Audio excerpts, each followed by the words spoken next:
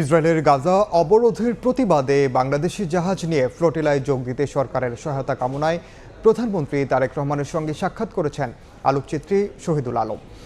সকালে সচিবালয়ে সাক্ষাৎ শেষে তিনি জানান, এর আগে ফ্লোটিলার অভিযানে সমর্থন দিয়েছিলেন তারেক রহমান। এবার গ্রিক ট্রাস্ট এ উদ্যোগ নিয়েছে।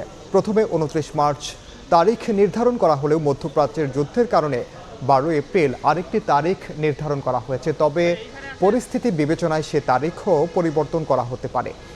এ ধরনের কর্মসূচিতে যোগ দিতে নানা আমলাতান্ত্রিক জটিলতা থাকে। এক্ষেত্রে প্রধানমন্ত্রী তারেক রহমান কিভাবে সহযোগিতা করতে পারেন সে বিষয়ে আলোচনা হয়েছে বলে জানান শহীদুল আলম।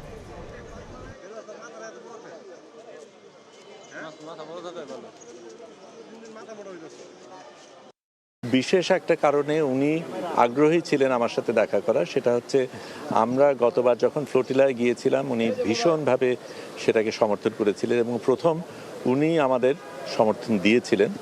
তো এইবার আমরা আবার ফ্লোটিলায় যাচ্ছি এবং সেই যাওয়ার সাথে আমরা এবার ফ্লোটিলার জন্য একটা বাংলাদেশি জাহাজ নিয়ে যাচ্ছি।